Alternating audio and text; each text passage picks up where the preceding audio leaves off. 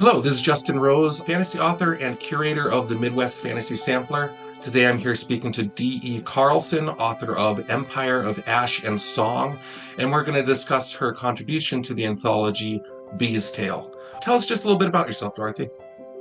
Well, as you said, my name is Dorothy Carlson, or D.E. Carlson, as people know me in the author sphere. And I write young adult Christian fantasy romance. And when I say Christian, I mean books that kind of just reflect my faith, not necessarily in a preachy or very outward way, but they very much reflect my worldview and the good versus evil and the God and the Satan figures and the spiritual warfare and all of those things. Cool.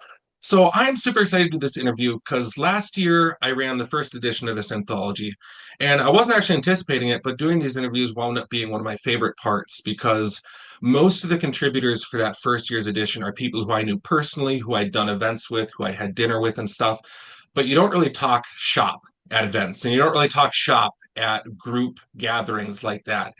And then when I got to do the interviews, I would sit down with people, speak 30 to 90 minutes, however long it was for the particular person, and just hear about their methods, their style, what they enjoy, what means something to them, and get to talk shop, which I rarely get to do, but I really enjoy. So I'm super excited to have this opportunity.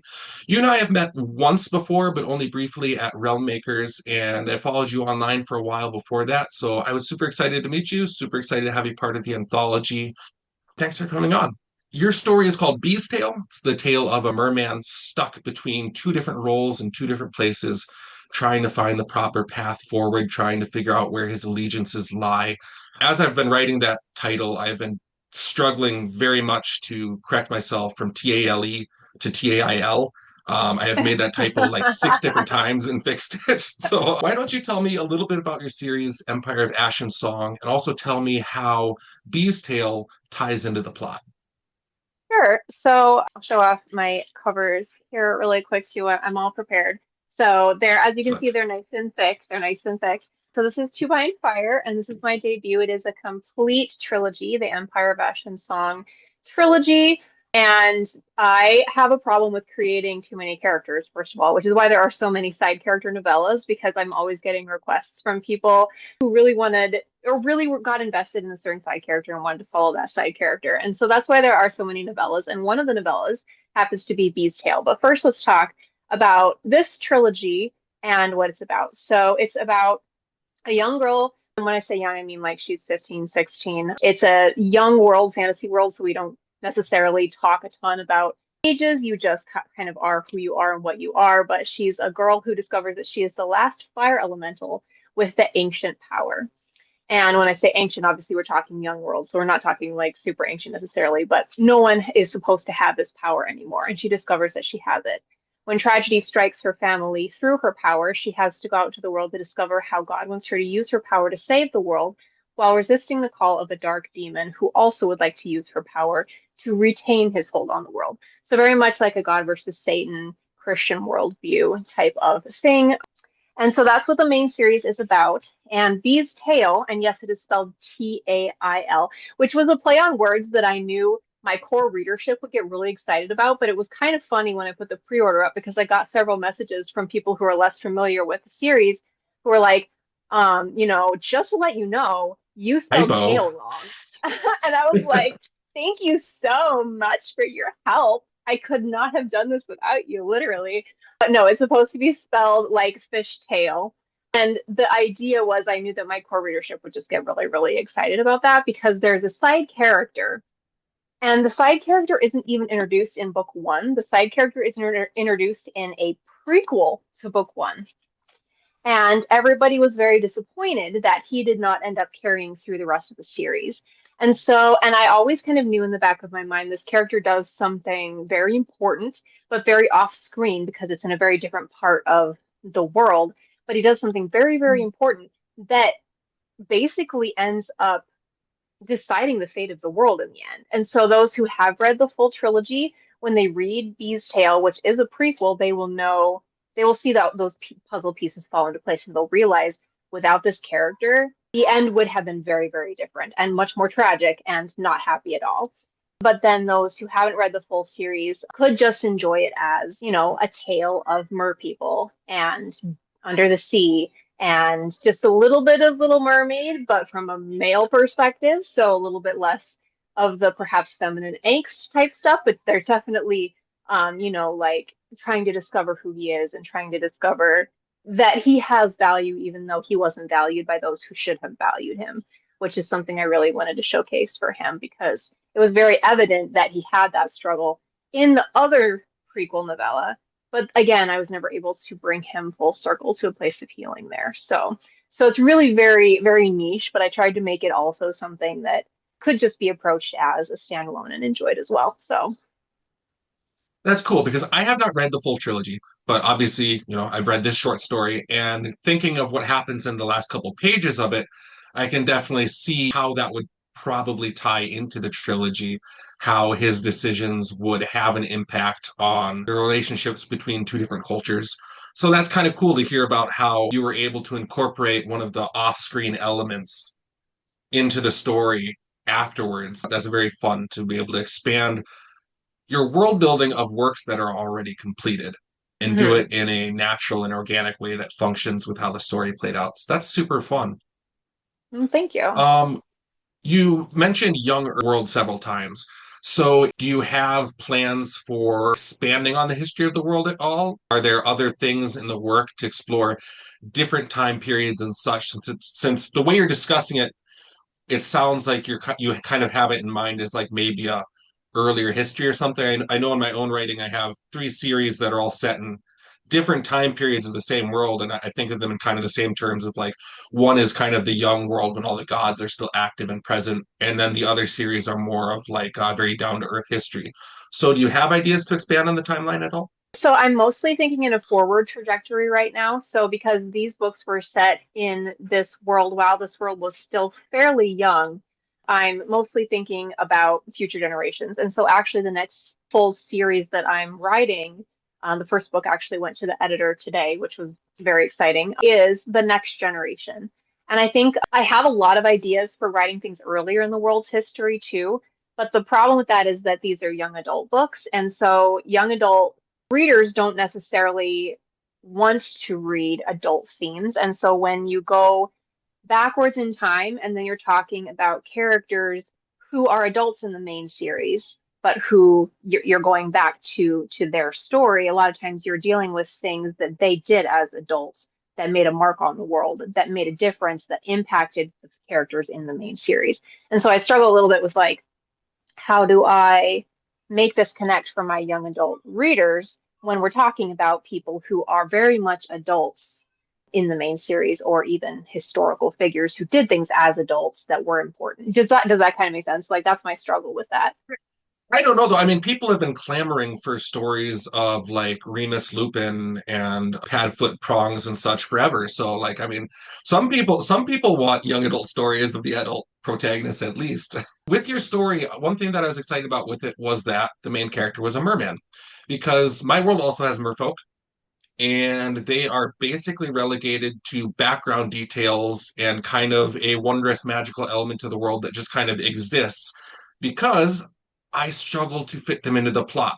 You have the clear division between land and water. You have this separation that makes it very difficult for what one race does to impact what the other race does. More so, it'd be easier for the people on land because of ships and such to influence things on the water. But for the merfolk to actually take a role in kind of the general plot is a very difficult hurdle to get over, at least in my mind. Clearly, you had one thing that helped you with that, which is your, I believe the word was wabi characters, who kind of Mm-hmm. shift between land and water.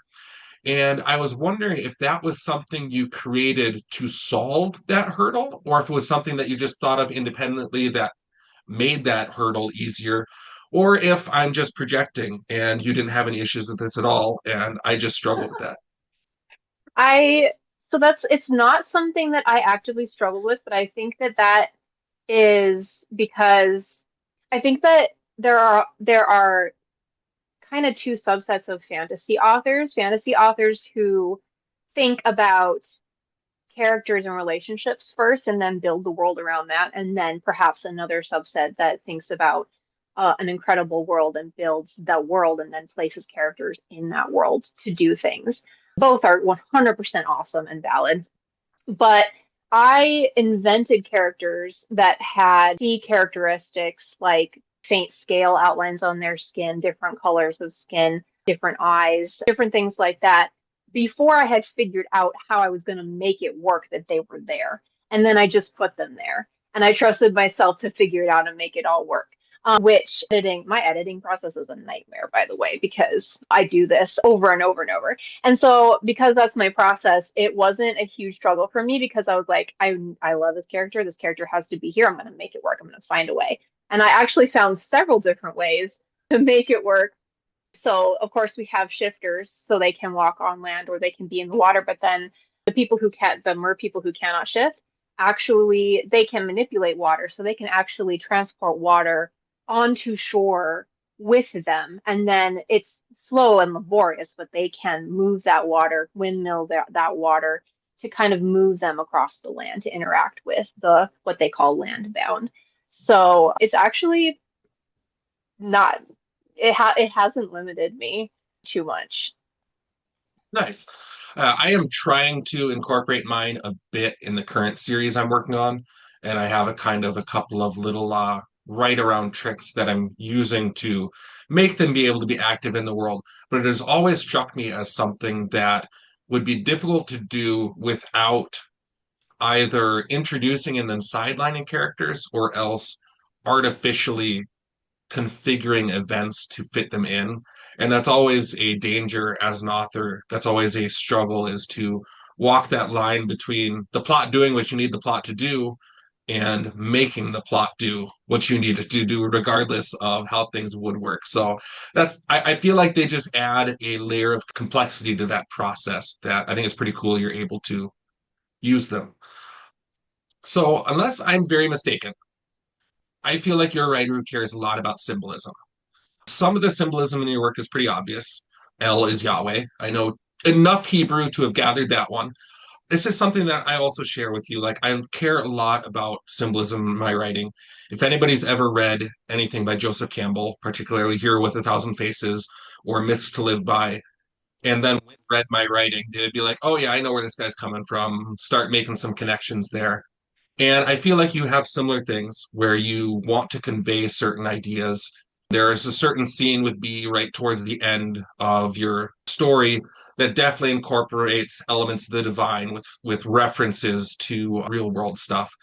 So, is there a particular bit of symbolism that you used in your series at all that you're really proud of, that might be a little subtler, that people might not pick up on necessarily right away?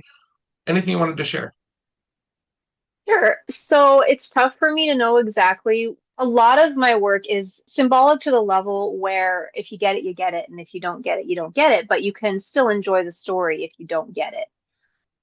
And so a lot of it, I'm told by readers that a lot of it is extremely subtle, even more subtle than I had realized. And so, which creates an interesting dynamic because Christians can enjoy my books just as easily as non-Christians.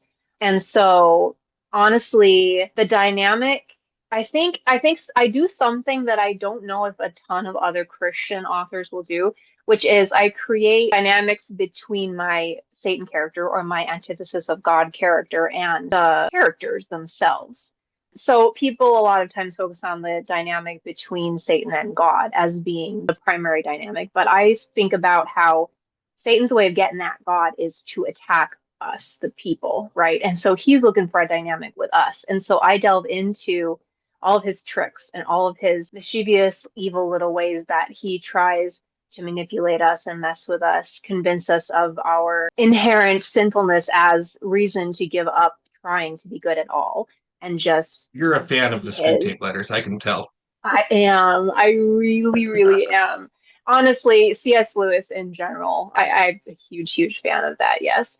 So just, I think that a lot of Christians are kind of scared to even think about that dynamic because it is very scary to think that there is an evil entity that is trying to get us to sin and get us to give up on ourselves and on God. But I think that it's an elephant in the room that needs to be addressed by Christians. Well, I will be honest. I oftentimes have a lot of very negative things to say about Christian writers in general, at least of the contemporary nature. And I think that a lot of Christian writing can get so wrapped up in ensuring that it is in keeping with theologies that it loses track of the story, that it loses track of the beauty, that it loses track of what makes stories work and function. They kind of put the cart before the horse in a lot of ways. I went to a Christian college, and I can think of going to the bookstore in my college and flipping through the books there and just finding so many that felt empty because of they were all just kind of echoes of the same thing. And I didn't feel that when I read yours. Like, I really did enjoy the fact that while your writing is clearly Christian, it does not overemphasize. So I liked Mm. that. I enjoyed reading your short story. I have your first book and I'm looking forward to starting it. But yeah, I think being a Christian working in the fantasy genre has its own pitfalls that are unique to that subcategory. And there are authors who you could never even tell necessarily that they're a Christian, like Brandon Sanderson is an example where like he definitely deals with religion a lot in his writing, but he does it in such a nuanced way that you could picture anybody kind of putting themselves in that framework and playing with the ideas and looking at it honestly. Whereas there are other authors who I feel like get so locked into their framework that they are afraid to even let their characters explore outside of it. And I think that's a pitfall that is particularly inherent to Christian writers. And I didn't get that vibe from you at all. So I was very happy with that. I was very impressed with that. Another question kind of leading out of that, why fantasy? I feel like most authors have specific reasons they wind up in the genres they're in. There's often particular things and ideas that different genres allow us to explore. So if somebody has a science background, they might be drawn to science fiction so that they can kind of play in the fringe ideas of where all of their learning is located. I feel like somebody who has a criminal justice degree might be more apt to go the legal thriller route simply because they have information that they can play with in that avenue. For myself, I had a definite reason why I wound up in fantasy. I felt like having races that I could apply preset attributes to. You know, my Minotaurs are very stoic because of the god they were created by. My elves are very tribal because of the god they were created by. My fairies are kind of childlike and innocent because of where they originated from. And because I had those presets, I didn't have to spend a bunch of time establishing characters that exemplify those presets and kind of like belaboring to the reader that these existed, that these were the ideas I was playing with, because they're just kind of baked into the world. And so fantasy provided me a shortcut to access the themes around stoicism and around tribal loyalties that I wanted to play with. Is there anything similar for you? Is there any reason that you were like, fantasy gives me access to this that I want to work with? That's a very interesting question because when I first started writing, I was very into, which was when I was a young teenager. Well, okay, if I back all the way up to when I was a preteen, I was writing Disney movie fan fiction because I was into Disney movies. Then when I was a teenager, I was really into sci-fi, so I was writing sci-fi. And then when I was a young adult, I was really into dystopian, so I wrote dystopian. I segued into fantasy primarily because I was really into fantasy for a number of years before I started writing this. And honestly, it might just be a timing thing. I think I would have told a very similar story as far as the allegorical Christian themes, regardless of what world type I was working with. And I think it's just because of the time in my life when I had to take a break from other things in my life that had been a focus, and I had no idea who I was for a while. And I went back to writing because it was something that I could put that level of energy into that had been going to the other things in my life that I couldn't have for a while. And I just happened to be in my fantasy era at the time. And so I think that might be why I wrote fantasy. But the dystopian, for instance, that I was writing, such similar themes. I was going to write about an underground satanic figure that was rising to consume the world. And I was going to write about a god figure that was going to save the world. It was just going to be in a dystopian setting instead. And it was going to be enemies to lovers, and it was going to be all of those things, which is exactly what I wrote in the Empire of Ashen Song series. So I think it just has to do with the time in my life. I have often thought that a very fun project to do, it would be very unreasonable to even attempt just because, like, the organization of it would be ridiculous, and the amount of commitment from a bunch of people needed would be ridiculous. But I've oftentimes thought it would be fun to create a plot outline, like a very strict plot outline that lays out a story, and then give that plot outline to like five different authors working in five different genres and have them write that story in each genre and then kind of like collect it as one project. I've often thought that would be really fun just because you could I see like love what the that. parallels exist between like fantasy and sci-fi and dystopian and these different things. But That yeah, would be because you can so write the same awesome. story. It's almost like a musician playing the same song on different instruments in a way. You can Mhm. write the same story as a space opera and as a fantasy and as a historical drama, and it's going to be the same story even if it has a whole bunch of different elements. So I've often thought that would be fun. That sounds like an incredible study in human nature and the complexity of human brain, if nothing else. That sounds fun. I Mhm. want in if you do that. I'll keep that in mind. And it's funny you mentioned sci-fi and dystopian because that is actually also where I got my start. I started writing basically as soon as I could read, and it was all just random like poems and nonsense and stuff. But then when I was about 11, I started working on this project that I actually worked on the same project till I was 18. And it was about 200,000 words of this ginormous sprawling space opera that began when I could barely structure a paragraph and had no clue what I was doing, to after taking a number of writing classes and stuff. It's like you could see my entire growth as a author and as a child. And I had that story, and then I had this whole sprawling network of loosely outlined and plotted stories that I was going to set in that same world. And then I dropped my laptop down the stairs. And I lost like everything except for what I had backed up from when I was like a little kid. So like everything that had any artistic merit or value was gone. And I was like, well, that's it Oh for no. me in sci-fi. I'm so sorry. Well, I'm not mad because honestly, as much as I enjoyed the project and as much as I learned from it, I was still a high schooler. It still sucked. So I probably would have spent way too much time tinkering and playing with something that was never going to really go anywhere. So losing it probably actually did put me in a much better direction because then senior year of college was when I actually started working on the stuff that I'm now publishing and I was in a much better place to work on it at that point. That's a very healthy way of thinking about the situation. I'm very proud of you. Really good at lying to myself. It's a developed skill. So, are there any authors you consider major inspirations to you? I'm going to take a wild guess and say that C.S. Lewis is one of them. I Yes, mean, C.S. just even Lewis, if you hadn't mentioned him earlier, I would have still made that guess. right up there at the exact top, 100%. And then after that, and I realized that for Christian viewers, it's going to be like a pearl clutching moment, but that's okay. Sarah J. Maas is a huge inspiration. Yeah. I mean, honestly, she was what got me into romanticy. She is why I write what I'm writing in large part. I definitely don't want to write the spicy content that she writes. But other than that issue, her writing, I think, is very powerful, very inspired, and honestly very readable, which is very important, not something you can skip over as an author. And then if let's see, if I had to pick a third, it's harder to pick a third because there are so many people, so many authors tied for third place, so many. I don't think I can pick a third. There's just too many authors tied for Sure. third place. That isn't entirely fair. Yeah, I've never read any Sarah J. Maas, but I have heard such a wildly disparate range of responses to her work that I have no idea Mhm. what I would think of it. Like I have heard people whose opinion I trust say that it is fantastic and the world building is elegant and the plots are well done and the characters are super easy to invest in. And I've heard other people say that it's just slop.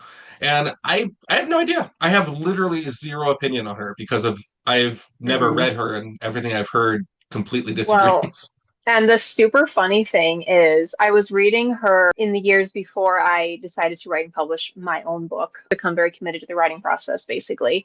And I loved it. I devoured it. I ate it all up. I never saw a single flaw. And then after I had published a couple books and really started to learn my craft and become more proficient in my craft, I decided to go back and read them in an analytical way to figure out what it was about them that I found so incredibly gripping, not necessarily to mimic it, but to understand it and to understand my readership better.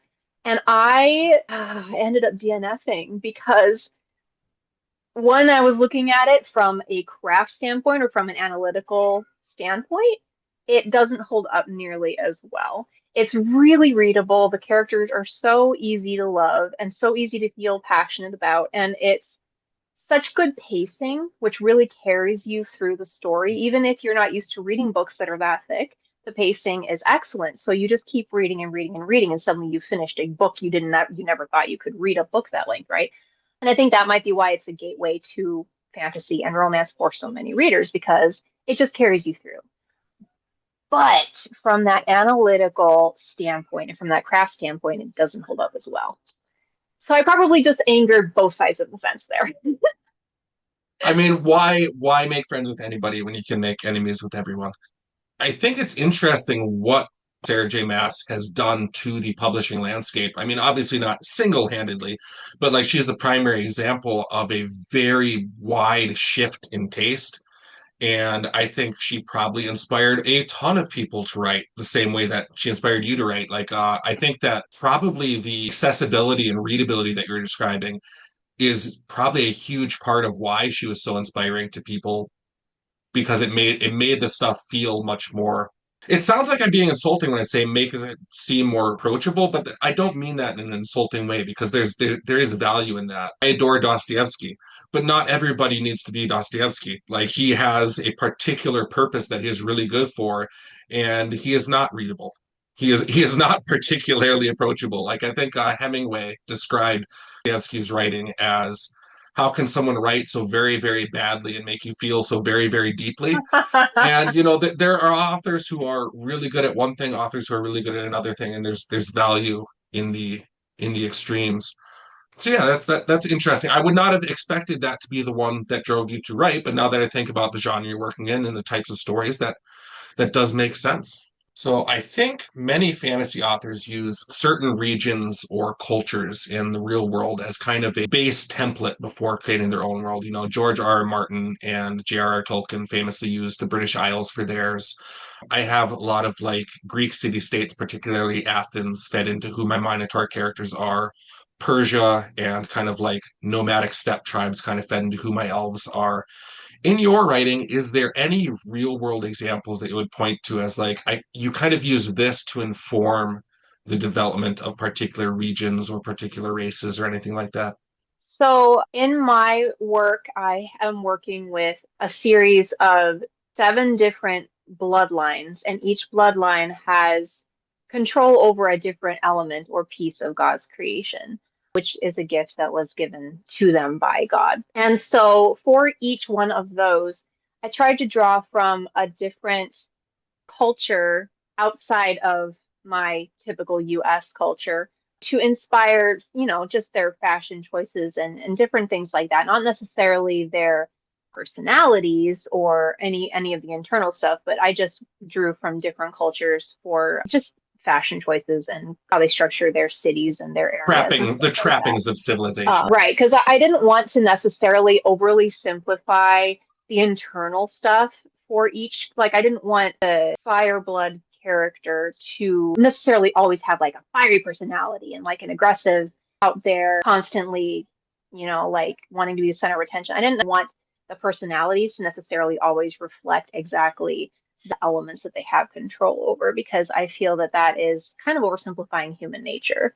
And so I actually made my Fireblood female main character an introvert because I wanted to play with that a little bit, and that was really fun. And so I didn't want to do that. But for instance, the Fireblood culture, which is the culture that the main series focuses on the most, I pulled from a lot of Greek hairstyles, Greek clothing choices, the buildings and structures and the way that they form their city, different things like that. I drew from that culture just because I'm interested in it. And then another group that is very pertinent in the main series is the traders, also known as the Weave Bloods, but they're not known as that until later. So that's like a tiny spoiler. But anyway, and for them, I pulled from the Romani culture. So kind of the wanderer, the loose, colorful clothing and the scarves and the jewelry and those kinds of things. So, Well, it's a good thing you didn't do a short story about them for this collection because you would have to fight with Rebecca for placement. She has all her Romani characters that feature very heavily in her fantasy stuff. Short oh, story she okay. did for the 2025 anthology, especially, was all about Romani characters. So Oh, well, my main series focuses on them, so I wouldn't have written a side story because Sure. they got like this much. They don't need more. They had their time. Yes, exactly. So doing a structure like you did, this might sound like an insulting question, but again, I don't mean it that way.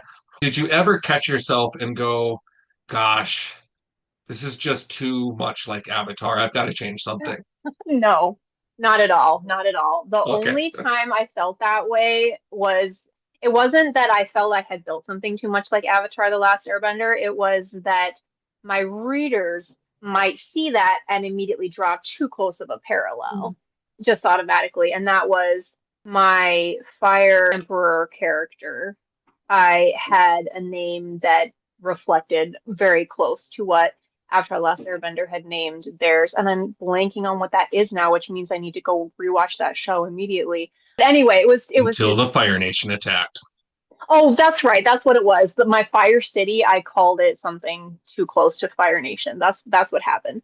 And so because there were countless reasons why it was just what I was doing was so drastically different from what Avatar: The Last Airbender did, and so I wasn't too worried about being too close to that culture or anything. Sure. Part of the reason that question occurred to me is because there is a local coffee shop where there's always a TV behind the counter playing Avatar: The Last Airbender episodes. Like the owner just really likes that show. That's all. It's just kind of playing in the background. And I was sitting there editing your story, and then I like looked over at the screen playing Avatar: The Last Airbender, and I was like, Yeah, yeah, there are definitely some inspirations, but I didn't feel that anything I did was too close to it. so there's one thing that kind of harkens back to what we were talking about earlier with themes and symbolism and stuff that I wanted to ask you about. And that's what is the primary message or ethos or idea that you would want somebody to take away after reading your work? I think a lot of authors have one thing or a subset of things that really mean something to them personally and that they're trying to convey through their work. And that kind of is largely keeps them writing. For myself, I think it boils down to seeing humanity and those we disagree with. I think if you were to like really boil down everything in my series, what you would come away with is an idea of the importance of mercy and of seeing humanity across differences. You know, like I write about a lot of my protagonists descend into villainy. A lot of my antagonists find redemption, and sometimes they swap back and forth. And I also place my protagonists intentionally in a lot of roles usually reserved for villains. So, like, one of my protagonists is serving as an officer in a campaign that's putting down what's probably a justifiable rebellion. And it's kind of like following an officer serving in the Empire in Star Wars. And another one of my books follows a protagonist who is a Minotaur character who overthrows his nation's democracy and establishes himself as kind of a god king.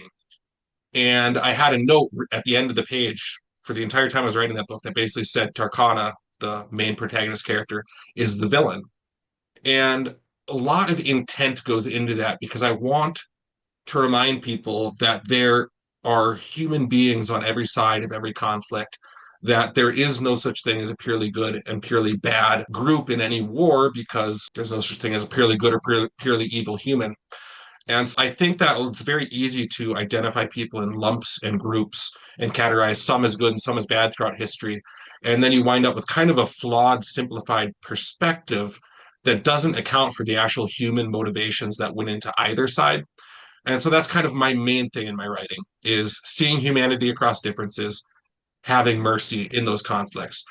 Do you have your own similar thing? Is there a particular message or ideal that you're like, if people read my work and only came away with one thought, I want it to be this?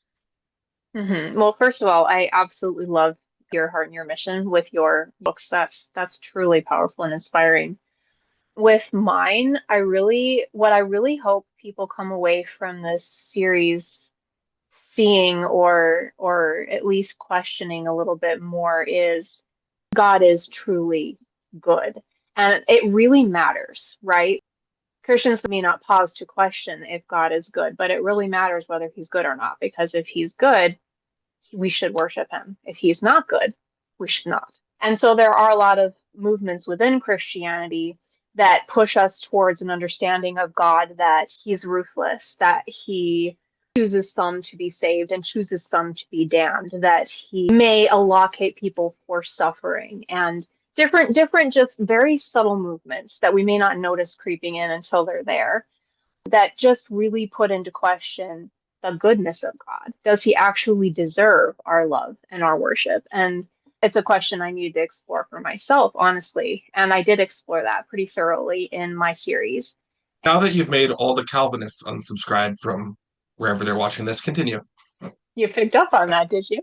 I didn't say it. I didn't say it. Dang, tulip lovers. Did I offend you? No, I am very much jesting.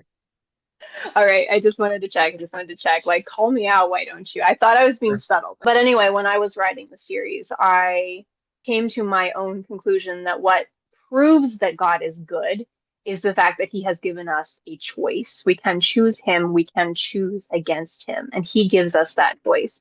And I believe that a dictator God would not give us a choice. I believe that a God only interested in glorifying himself and not lifting us up would not give us a choice. That single thing, that we have a choice, proves in my mind the goodness of God and that he does deserve the worship of his creation. And so, since you brought it up, yes, my books are an anti-Calvinist argument with a lot of room for thought and a lot of room. I mean, it's not a slap in the face of it. It really isn't. It's very allegorical. There's a lot of room for developing your own thoughts. And I can't tell you how many readers have come to me after reading the series and said it brought them to this or that or whatever big moment with God.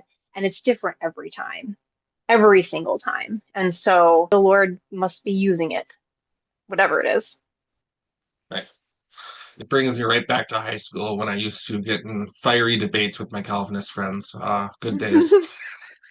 Oh, well, at least I'm in friendly territory at the moment. So I don't mind saying that part of the reason I'm excited to have you in the anthology is simply that you seem to have a really good model. Your books are all well reviewed with good numbers of reviews. You have a thriving social media presence.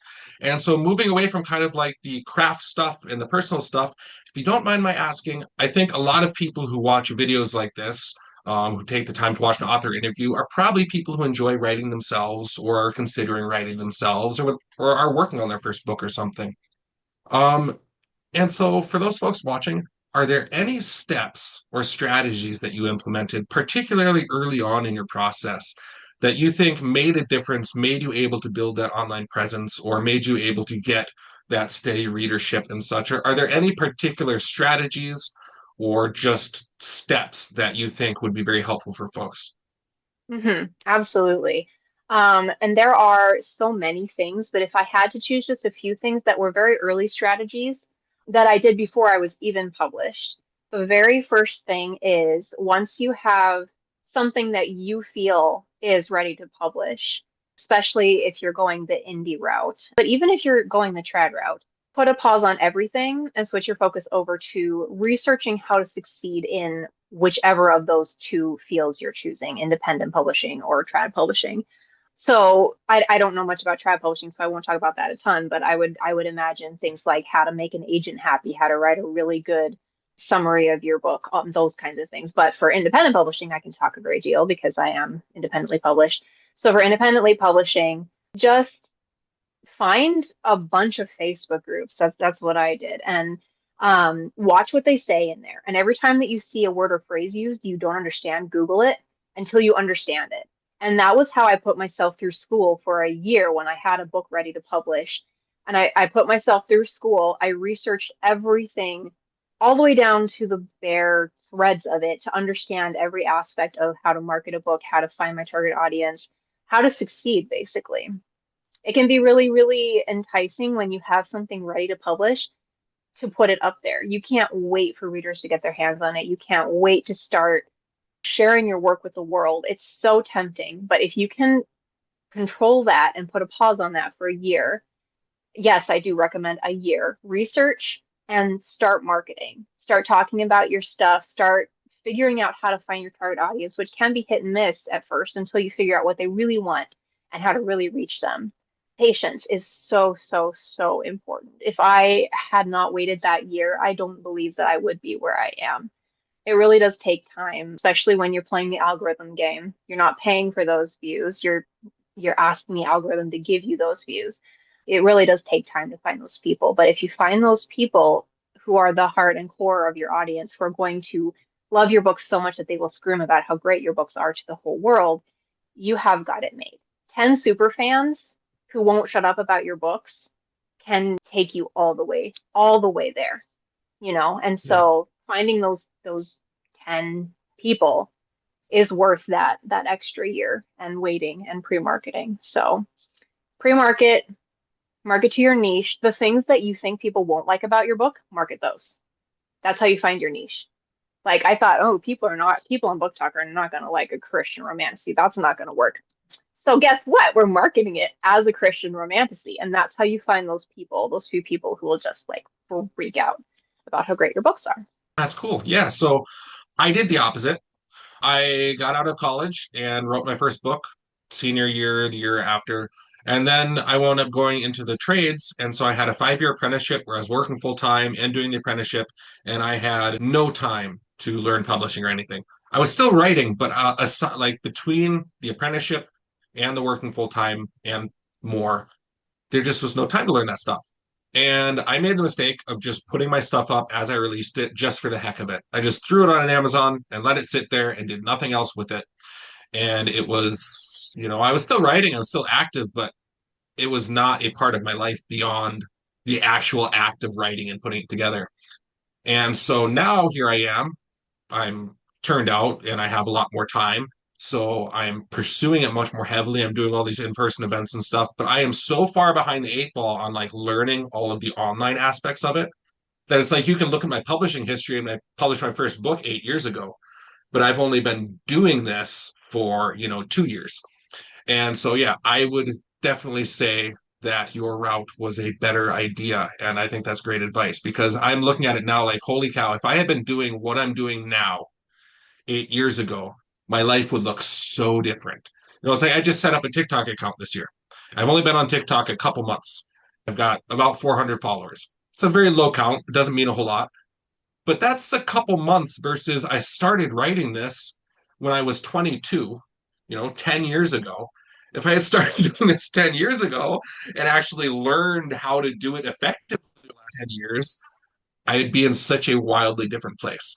And so, yeah, I think that's great advice you gave to be patient, be willing to delay the release because you need to capitalize on what the freshness of the book has. You need to capitalize on when it's new and not let it sit for 8 years and then come back and start to try and market it because people aren't as interested 8 years later.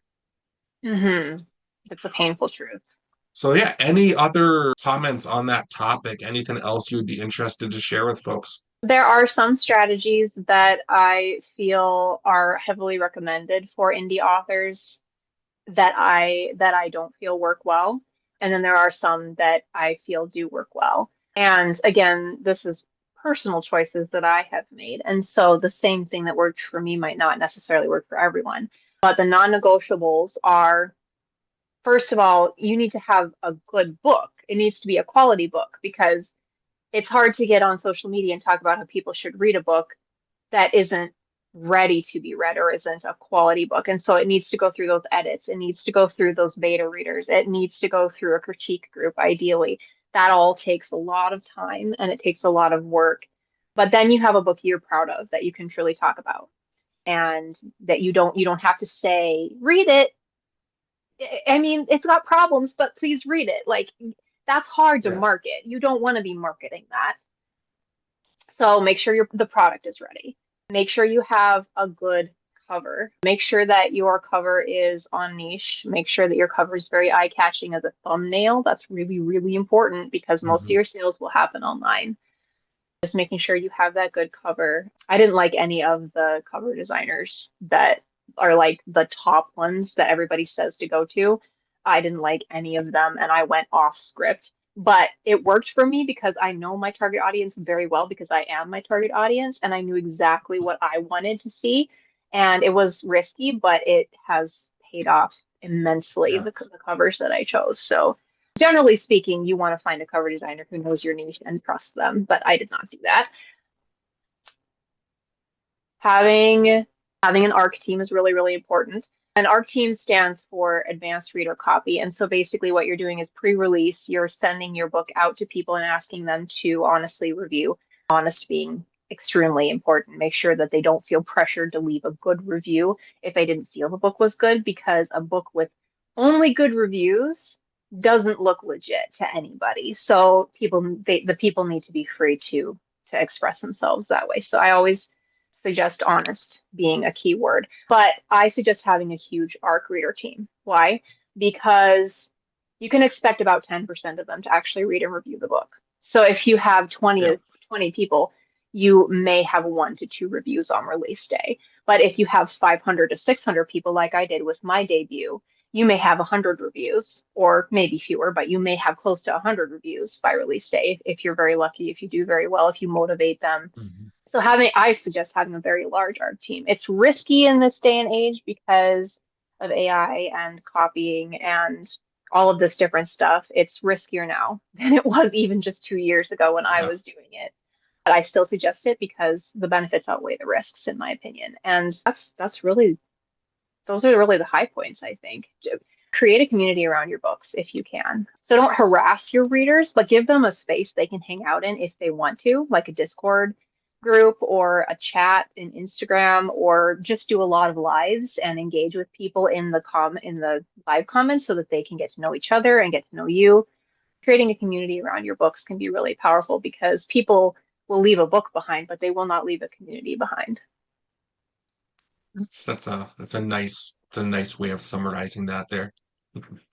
Yeah, I the last one I released was my audio drama, and the amount of time it took to find ARC reviewers, because that was my first release after I'd really like started taking the whole business side of this more seriously. That was the first release I had, and it was eye-opening how much time it takes to find ARC readers, and then how low the rate of return on it is.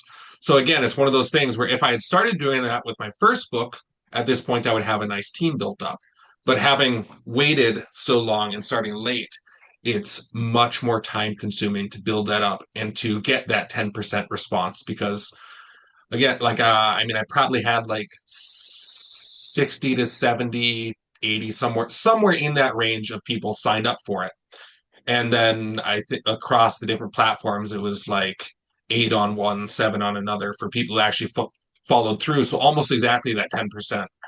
And yeah, it's something that I think if people are able to get started on early would be hugely helpful. So great advice.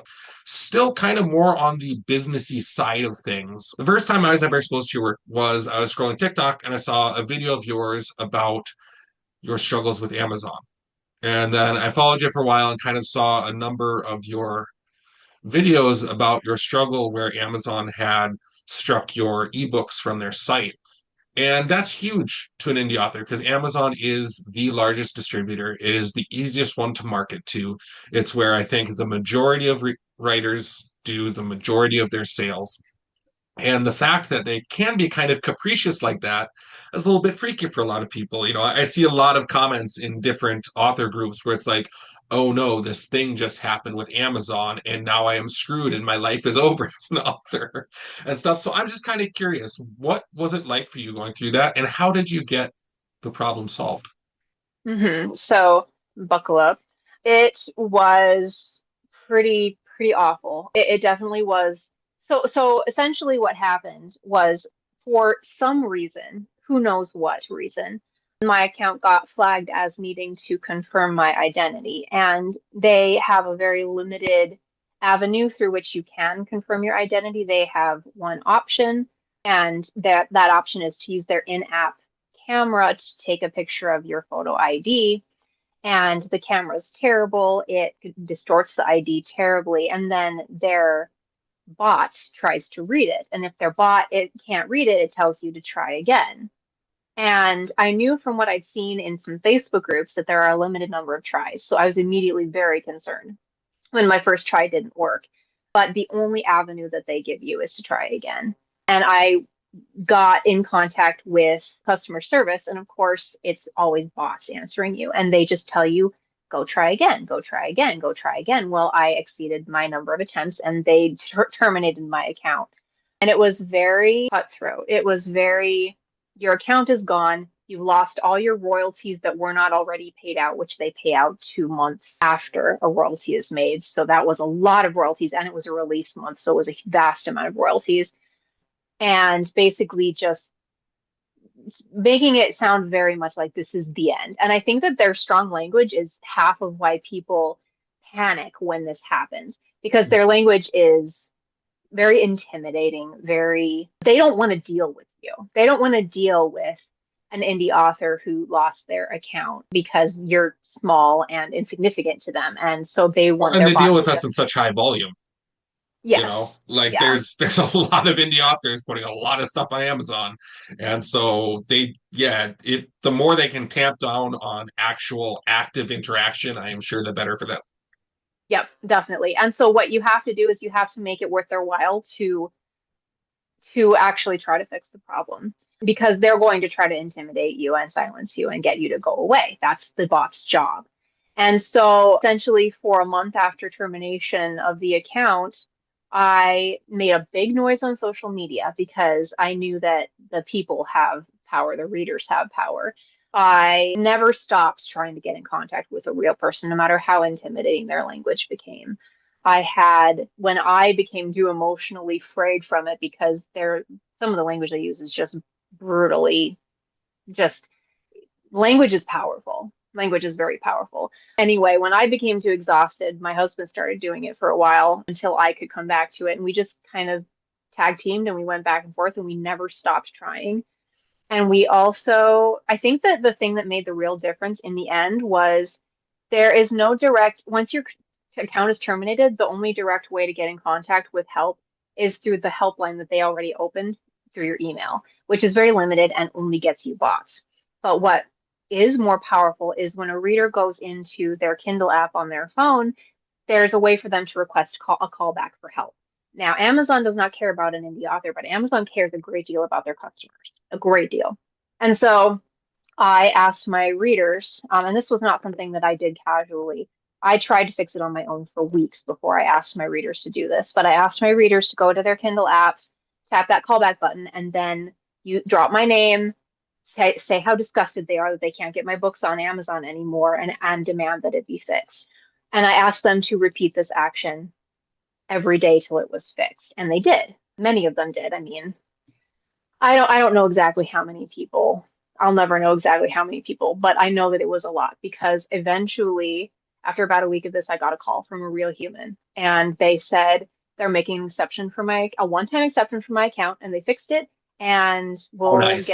we'll get you in contact with our complaint department so that you can have your concerns heard and have a great day. So the power of the people was what did it in the end. It was awful. It was really, really awful. They were going to keep a lot of royalties back, a shocking number. It is very crazy to me that that is legal. 'Cause I think you posted at one point how much it was. So I think I saw the number at one point. And it is wild to me that it is legal for Amazon to just be like, even though when these royalties were earned, we were operating in this legal framework of agreement where you were published through us, they can then turn around and retroactively remove that. I am sure it is legal because Amazon is a huge company that would be very careful to make sure they're dotting every I and crossing every T. So I'm sure it is, but it is wild to me that that's the case because it seems Yeah. just dirty. It isn't legal, but they have a monopoly on the market and they can do whatever they want. It's really, that's the baseline. They have a vast monopoly on the book market just across the board, and they can do whatever they want. And that's the painful truth. And so that's why you have to make them care. You have to put the pressure on. So whenever I'm feeling low, I just remind myself that I intimidated a like $2.5 billion company into giving me my money back. And then I Good for feel better. you. There you go. Uh, Oh, I'm picturing that. What's the meme? I'm helping. So we're kind of winding down on the main questions now, but I want to just ask a few lighter ones in closing. What is your favorite story? Or a story, whether it be a movie, play, book, short story, something that you feel like was instrumental in either making you decide to be a writer or changing the person you are, kind of like shaping your character. I think most authors have a few works that they're like holding on to tightly that were very vital to them at a certain point in their life. Hmm. So for me, that would have to be the Chronicles of Narnia, The Lion, the Witch, and the Wardrobe. It's just such a stunning allegorical picture of the sacrifice that Jesus made for us. So I know it's very typical, but that would have to be the powerful You story that homeschooler Christian, you. I know. But in my defense, I went through a rebellious phase. That's not really a defense. Never mind. Again, pissing off everybody. Yep. Is there any particular portion of the story that sticks out to you? So typically I consume The Lion, the Witch, and the Wardrobe through visual form. I like to watch the movie. And it's two parts. The scene where the White Witch confronts Aslan and she tries to intimidate him, and then he roars and she sits down really fast. Like, yeah, it's me every time.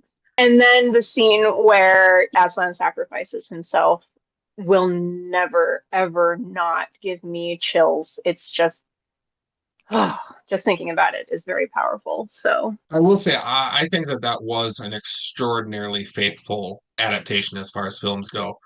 I really wish they had continued on. It's funny because they're going through the series, and I loved The Lion, the Witch, and the Wardrobe. I also loved Prince Caspian. I honestly thought that the changes they made to Prince Caspian were very understandable in translating from book to film, kind of the timeline changes and everything. I still really like that one, even though the reviews were a little more mixed for it. But then when they started working with the Don Treader, I said they do make movies where there's not an overarching storyline, and they're going to do something to try and tie this together into one storyline, and they're going to abandon the book. And sure enough, there's the green mist and the witches returning. They did exactly that, and it just made the movie so messy that I think that's kind of why they gave up on the series. But it makes me sad because I think that that series really could have done some great things when they got to like the silver chair or the horse and his hmm boy. Like I would have loved to see hmm those produced at that scale. I am a little concerned about what they're going to do with the new series that they're going to make. Have you heard about the new series that they're making? Yeah, I'm curious because I feel like Greta Gerwig is a very competent and very capable director who is very good at her job. But also, I mean, the Chronicles of Narnia is a very unique property and how much the message is tied to the story. Like it is one of the most on the nose as far as this story rises or falls based on the message. And I just yeah, I'll be curious to see what they do with that. Yeah, we'll see. I'm holding my breath. We'll see. I'll give it a shot. Like I'm totally gonna check it out when it comes out at least and find out. So that's your favorite story that you've read. What's your favorite thing that you've written? Like of your stories, of your series, of your books, what is the thing you're like, I'm the most proud that I get to have my name on this? Hmm. There's nothing that I've written that this is going to sound super prideful, but there's nothing I've written that I'm not proud to have my name on. I think that I am continuously improving, but I think that I don't know exactly what I've written until I see how my audience responds to it.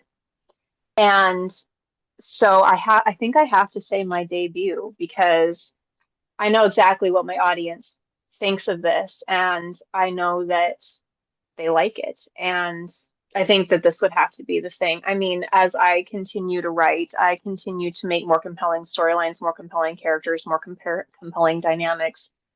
But there'll never be another Two Bind Fire. I think that will always be a pinnacle. Are you ever tempted to rework on it at all? The reason I ask that is just because like, my writing was spread out over a longer time. And, I was doing a lot of other things at the time. So the first book I wrote was, released at this point 10 years ago. And I look back, I'm like, I was a very different person then. My writing has come so far. So I actually went back last year and rewrote my first novel, like from the ground up. Like it is 30,000 words longer, a completely different book than it was when it was released. And I was very happy to do that because I'm like, this is the book that introduces people to my writing. I don't want the introduction to be to Justin as he was in college, you know? So have you ever felt that temptation, or are you very pleased with where it's at? I really have never felt the temptation to go back and change what I've done. And that really hinges on how my audience responds to it. If my Mhm. audience had responded very badly, 100%, I would Sure. want to go back and I would want to trash it or redo it completely. And again, that really brings me full circle back to the point that finding your target audience is so important Mm. because you're not just building your audience, you're building in your own mind who you are going to be as an author, and they tell you that. So you're giving them a lot of power over you. So do not market it to the wrong people. Yeah, that totally makes sense. Last question. I think we touched on this very slightly at the beginning, but what's next for you as an author? What are you currently working on, and what does that look like for timeline moving forward? Yep. So right now I'm working on a follow-up series to my main series. It's going to be set in the same world. It's going to be a next generation of characters. The first book just went to the editor today, which is very exciting. And there are a lot of fun details about that I haven't released yet that I'm going to be releasing throughout December. So December will be a really fun month for reveals and releases.